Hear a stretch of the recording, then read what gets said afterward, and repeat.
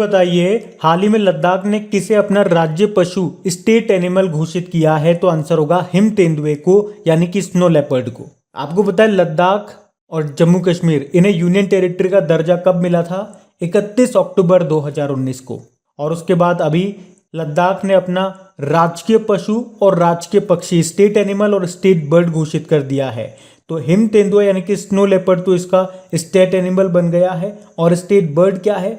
Black necked crane, काली गर्दन वाली crane. और अगर आपसे पूछा जाए जम्मू कश्मीर का राजकीय पशु क्या है, तो वह हंगुल है, कश्मीरी हिरण बोलते हैं उसको। और राजकीय पक्षी की बात करेंगे तो अभी राजकीय पक्षी की घोषणा नहीं की गई है जम्मू कश्मीर में। तो यहाँ पे प्रश्न का उत्तर होगा हिम तेंदुआ। अच्छा, अगर आपसे एग्जाम में पूछा जाए कि जो हिम तेंदुआ है, स्नो लेपर्ड है, ये और किस राज्य का स्टेट एनिमल है, तो आंसर होगा हिमाचल प्रदेश। और इसी के साथ हमेशा एक और पॉइंट मैं आपको बताता हूं कि किस राज्य ने देश के पहले हिम तेंदुआ संरक्षण केंद्र के लिए नीदरलैंड के साथ समझौता किया था? तो आंसर होगा उत्तराखंड ने। तो ये पॉइंट भी ध्यान रखना। अब बात लद्दाख की है, तो ये रहा मैप में लद्दाख। देखो, लद्दाख के पहले लेफ्टिनेंट गवर्नर कौन है? राधाकृष्ण माथुर, जो वर्तमान में भी हैं। और यहाँ पे 2 ही जिले आपको मिलेंगे। तो ऐसे भी बोला जा सकता है इसकी विंटर कैपिटल कारगिल है और इसकी समर कैपिटल लेह है।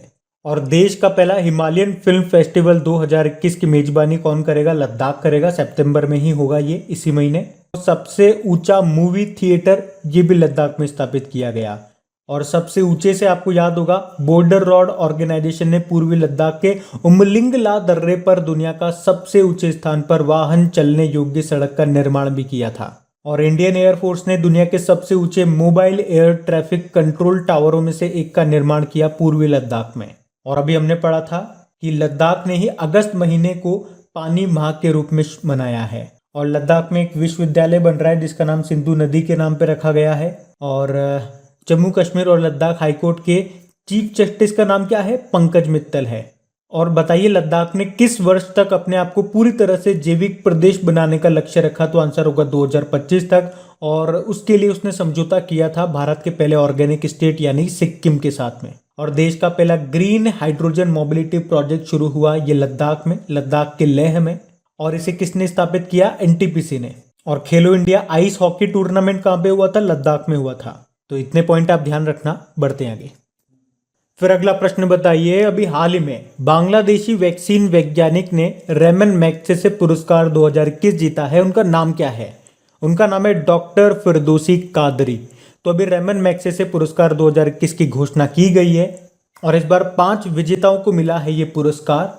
अच्छा, ये बताओ, ये पुरस्कार दिया कहाँ पे जाता है? मनीला, फिलीपींस में दिया जाता है। मनीला फिलीपींस में है रेमन मैग्सेसे केंद्र, वहां पे ये दिया जाता है। नवंबर में ये दिया जाएगा। और याद रखना, इस पुरस्कार को एशिया का नोबेल पुरस्कार भी कहा जाता है। अब किन किन को मिला है ये, तो ध्यान से सुनते जाओ। बांग्लादेश की डॉक्टर फिरदौसी कादरी हो गई। पाकिस्तान के मोहम्मद अमजद साकिब हो गए। फिलीपींस के एक मछुआरे हैं और सामुदायिक पर्यावरणविद हैं जिनका नाम है रॉबर्टो बेलोन, इनको दिया गया। अमेरिका के स्टीवन मुंशी को दिया गया। और खोजी पत्रकारिता के लिए इंडोनेशिया के वॉच डॉग को दिया गया, जो कि एक प्रोडक्शन हाउस है। तो ये 5 के नाम आप ध्यान रखना। अच्छा, अगर मैं आपसे पूछूं लास्ट टाइम किस भारतीय को दिया गया था? ये 2019 में दिया गया था, ये पत्रकार रविश कुमार को। 2020 वाला तो दिया ही नहीं गया था कोविड-19 के कारण।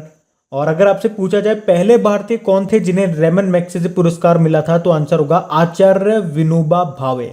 1958 में मिला था ये। और पहली भारतीय महिला कौन बनी थी? मदर टेरेसा बनी थी।